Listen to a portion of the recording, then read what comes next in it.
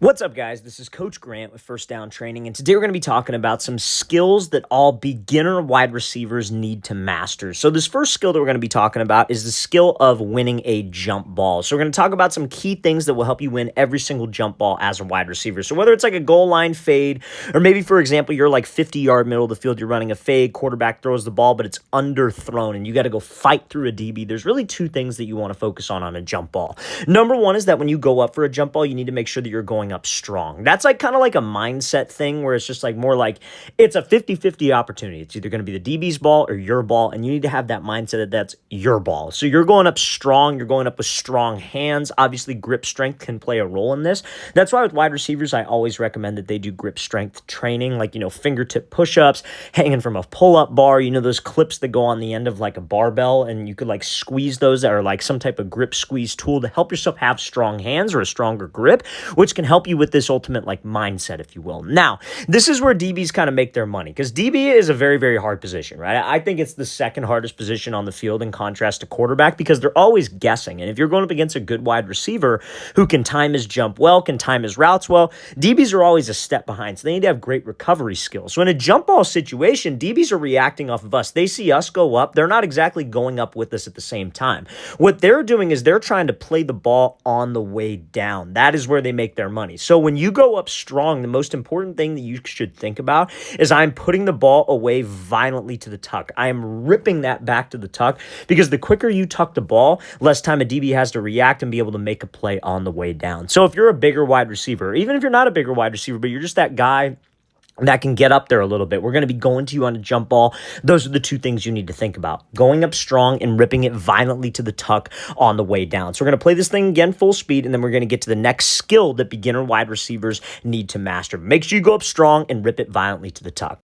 Now, before we get into the rest of this video, fellas, if you are a quarterback or wide receiver and you would like to train with myself and my staff of coaches this offseason, we're going to be traveling out to 15 different cities across the entire U.S. for 2-day-long QB and wide receiver training camps this year, fellas. So, guys, go to that very first link in the description below. If you're local to one of the cities we have listed on the screen, spots are already filling up, you guys. Like, literally, like, our camps are probably going to be sold out by October or November, or at least the first, 7 are going to be sold out. That's at least how it's trending right now. So, guys, make sure you take advantage of us having open spots. That's why we were promoting this in August, simply because our camps do fill up fast. We'll be coming out to San Francisco, California. Then we'll be heading out to Orlando, Phoenix, Columbia, South Carolina, Seattle, Oklahoma City, Nashville, Milwaukee, Austin, Texas, Atlanta, Georgia, Denver, Colorado, Columbus, Ohio, Boston, Massachusetts, Salt Lake City, Utah, and finishing it off in Los Angeles, California. So, guys, you want some more information, you want to sign up, again, go to that very first link in the description below. Again, we've been promoting this for about a week,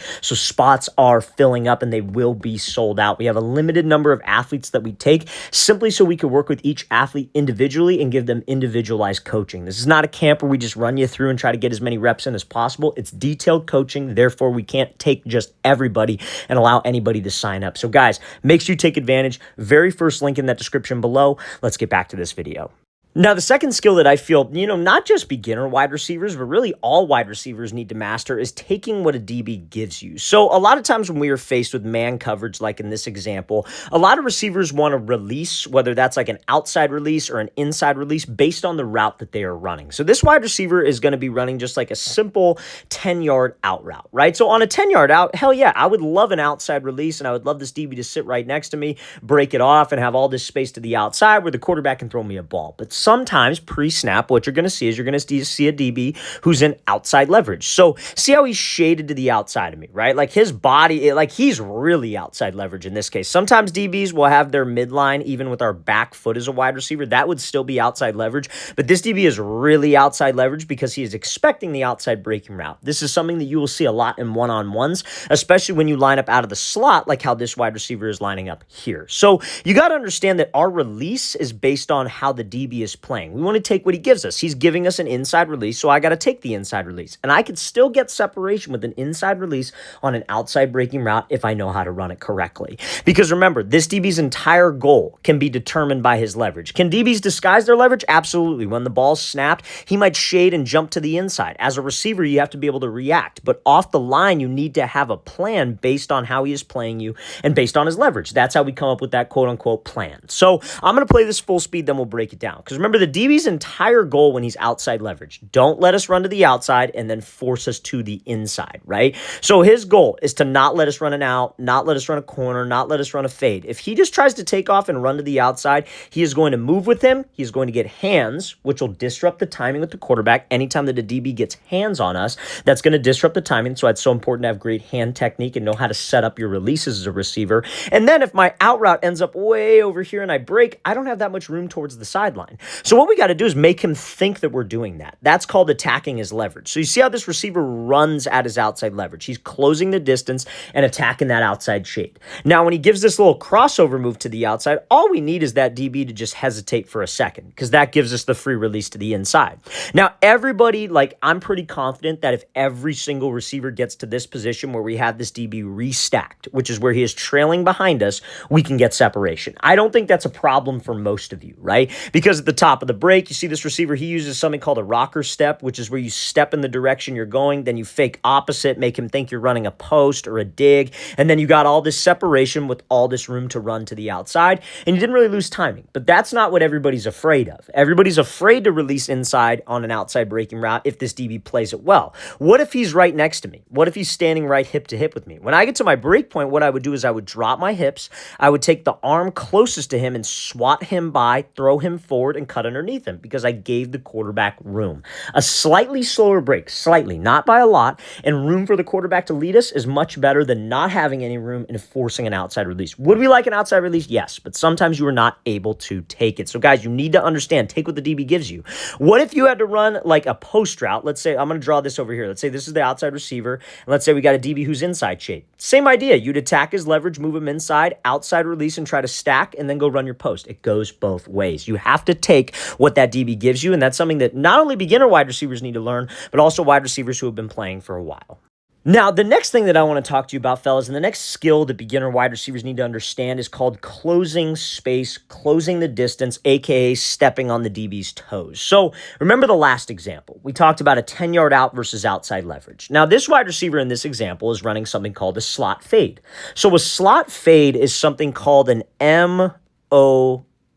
And this is something that all beginner wide receivers need to know as well, is it's called a mandatory outside release. So I'd be lying to you if I said that every single offense would be totally fine with you taking an inside release on certain routes of the DB's outside leverage. That's not true. There are some situations where you got to release to the outside, and a fade is generally one of those situations. It's very, very tough to release inside on a fade, just because if you can't stack them, then you're kind of screwed because there's no place for you to drop your hips and slip under them because it's a fade route. You're just running straight. So in this situation, this DB's sitting about 5 yards away, and he's got to run a fade. So what we want to do here is we want to close the distance with this DB so I could get him by a step and be able to just get over the top of him on a fade. What a lot of receivers do in this situation is they'll go at this DB for about 2 yards, but there's 3 yards of space. They'll maybe give a move, get that DB to jump to the inside, but they still got to try to get around him. And if there's that gap of space, this DB can easily cut off my angle. What we want to do is we want to close the space, get to his toes, give that move so I can actually get that step on him and actually be able to win on the fade route over the top, especially when it's a slot fade and you have a lot of room to work. Okay, so now let's play this thing. Let's break it down. So see how this receiver, he closes the space, gives a move, but he's right on that DB's toes because now the only thing that can prevent him from releasing to the outside or releasing to the inside, because you still want to close space. Even if this receiver had to run a post route, you would still want to do the release the exact same way. You'd want to close the space, get to his toes, and attack his leverage. So when we take that post route to the inside, you could stack him. And same thing on a fade, same thing on an out route. On an out route, I'd prefer an inside release, obviously, but it's the same thing if you're running an inside breaking route, right? But when you get to his toes, the only thing that prevents you from releasing outside is his outside hand. So if I close the space, get him to hesitate, and I have a plan with my hands to chop that outside arm, I could get skinny, which means I could get hip to hip with him. He doesn't have hands on me, and now since I closed the space, I got him by a step.